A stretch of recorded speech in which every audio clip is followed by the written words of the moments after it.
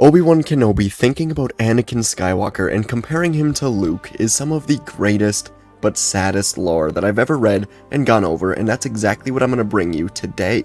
In the book Empire Strikes Back, from a certain point of view, we see this scene on Dagobah where Luke is taking off to go help his friends against the orders of Obi-Wan and Yoda. But in this book, it dives into Obi-Wan's mind, his point of view, and it's beautifully written during this chapter. It describes Obi-Wan's life as a Force ghost, him remembering happy and sad memories of Anakin, and describing Luke in a similar way to his father. I really do love this, and I hope you do too, so let's get into it. And before we do, only 18% of the people that watch this video are subscribed. What's the deal with subscribing? Hit that button, easiest way to support. Thank you so much. Alright, let's get into Obi-Wan as he tries and fails to convince Luke to stay on Dagobah and his thoughts throughout. I love this. I had hoped that dying would be enough to untangle me from the Skywalker's family issues, and yet here I am again, Obi-Wan Kenobi, one with the Force and still the only thing standing between a Skywalker and an impulse decision that could have galactic consequences. The Jedi Order may have died out, but their dedication to posturing theatrics is alive and well in Master Yoda. I had never questioned any of it when I lived in the temple. The robes, the ceremony, the rituals, endless rules that had been carved into me so deeply and at a young age that I sometimes couldn't discern what I actually believed and what had simply been told to me over and over before I was old enough to understand what any of it meant. I had only to think about touching Siri Tachi's hand under the table at midday meal to feel as though I deserved a punishment handed down from the council. Qui-Gon had tried to nudge me off that straight and narrow path, encouraging an embrace of the spirit of the code, rather than a literal interpretation of it. But his relaxed attitude had only made me more determined to be the good Jedi, the one keeping his master in line, though I knew it should have been the other way around. I'd never had a real chance to figure out what sort of Jedi, let alone what sort of master I wanted to be, without him before this 9-year-old prodigy that no one wanted was thrust upon me, an entire other life, suddenly and totally dependent on me, and my life recalibrated around being the man that this scrappy hothead needed so he could fulfill his destiny. No time to decide what kind of man I was when I was entirely occupied trying to keep a child alive and trained and convinced that yes, everyone was thrilled to have him among us, no matter the rough start he'd had with the council. And yes, Mace Windu scowled at everyone like that, though he did seem to have a particular frown that he reserved just for Anakin. My insomniac nights fretting over my trials and whether Qui-Gon would somehow get himself kicked out of the Order before he could finish teaching me were replaced by my jolting awake in the middle of the night, thinking, Anakin probably doesn't know how to swim. I have to teach him how to swim. How do you teach someone to swim? That's what almost 20 years in the desert will do to a man. It gives you too much time for agonizing self-reflection, dismantling the systematic rituals and ingrained thought patterns that led you to playing an inadvertent yet critical role in the establishment of the Galactic Empire, and the painful task of forgiving yourself and everyone else, releasing all hope for a better past. Death is good for that too. It gives you perspective and far too much time to think. But death is better than Dagobah, I think, as the swamp world crystallizes around me. I'm shocked that Luke stayed this long. If it were Anakin sent here, with minimal instructions delivered to him by a ghost, only to see his ship swallowed by a sinkhole, Yoda cracking his droid on the dome, then deeming him unteachable before they'd have a chance to talk about anything beyond Yoda's terrible cooking, he would have been grinding his teeth in that way that used to drive me mad. All that, plus the low ceilings, the perpetual damp, and snakes in places they had no business being, the moment the rain started, Anakin would have stormed out of the hut, loudly reciting an itemized list of frustrations to no one in particular. If he'd been unable to get his X-Wing out of the swamp, I have no doubt that Anakin would have found a way to walk off the planet. But Luke had stayed, and Master Yoda had taught him, and I had only to appear to Yoda in half a dozen of his dreams to convince him that Luke was not Anakin, and this time would be different. We are all better than we had been then, or not better, but at least we knew what to do when it comes to training chosen ones. Speaking of chosen ones, through the swampy mist rising off the soil, I see Luke throwing supplies into the cargo bay of his X-Wing, hasty and disorganized, shouting over his shoulder at Yoda. I seem to have arrived mid-rant, and though Luke has not yet noticed me, I doubt my presence would have done much to quell his passion. Anakin never held his tongue around his elders. The Skywalkers are wildfires, their passions scorching the dirt as soon as they're given a spark. Even Leia was already well known for her ability to set the Empire on fire with nothing but a wet match. Relentless was the word Bail had used most often when he had sent me reports about her.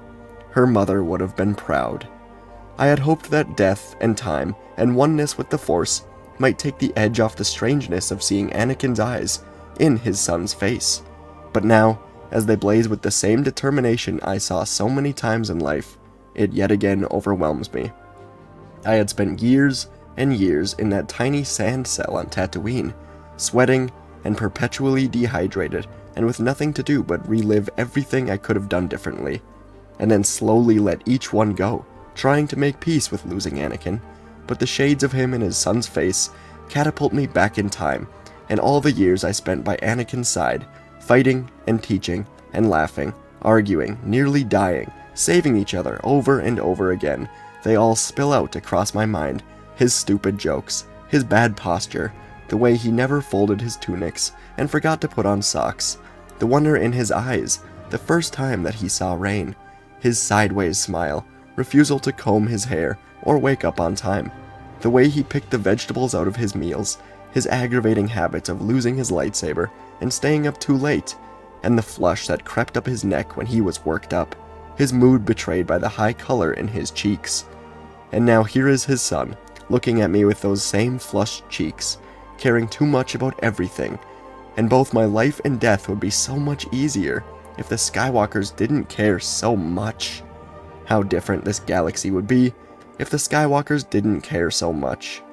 It isn't about Anakin anymore, I remind myself, struggling to return to the present moment. It's about Luke, and not letting him make the same mistakes his father and I did. Why, even in death, must I chide myself to focus on the here and the now, like I'm a Padawan struggling to sit still for an entire meditation session, rather than losing myself in memories of Anakin. Luke, I call as he mounts the ladder leading to the cockpit of his X-Wing. Desperation splits my voice. How is it that I've dealt with this family for generations and still haven't figured out how to get through to them? I don't want you to lose you to the Emperor the same way I lost. I fumble my words. What I want to say is Anakin. What I want to say is my best friend. What I want to say is your father. The way we both lost him, I want to say. To a needless war. To a wild heart. To a doomed prophecy. Instead, I finish, to Vader. Luke turns back to me, and there it is again, the wild glint in his eyes. There is Anakin. You won't, Luke said. Stopped, they must be. Yoda is starting to sound frustrated, which is a testament to just how infuriating Luke is. Even Anakin rarely cracked Master Yoda. The only time I can remember is the incident with True Veld and the fireworks in the reflecting pond. On this all depends. Only a fully trained Jedi Knight with the Force as his ally will conquer Vader and his Emperor. If you end your training now, if you choose the quick and easy path, as Vader did, you will become an agent of evil. I glanced down at Yoda, resisting the urge to argue. A divided front won't do us any good in persuading Luke to listen, but I want to point out that Anakin's path was never easy. He'd been plopped at the bottom of an impossible mountain the day Qui-Gon brought him to Coruscant and asked him to climb it in the dark with his boots laced together.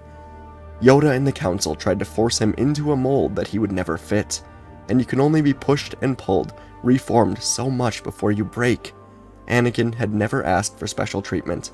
Almost never. Maybe sometimes, usually when there's food involved, but the Council had refused to take their chosen one as he was, rather than try to make him into the Jedi that fit their prophecy. You never gave Anakin an easy path, I want to snap at him.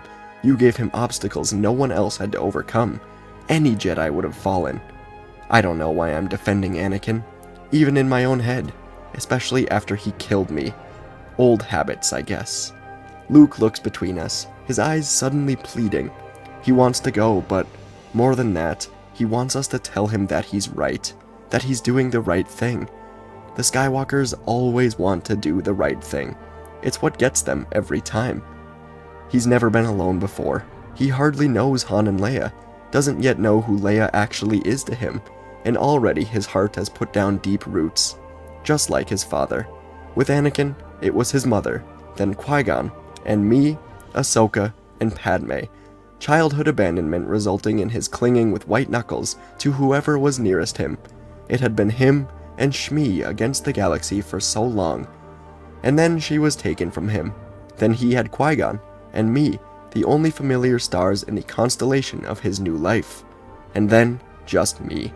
The first year he was my Padawan, I would sometimes wake in the night and find him asleep on the floor right next to my bed, afraid he'd wake and find me gone too.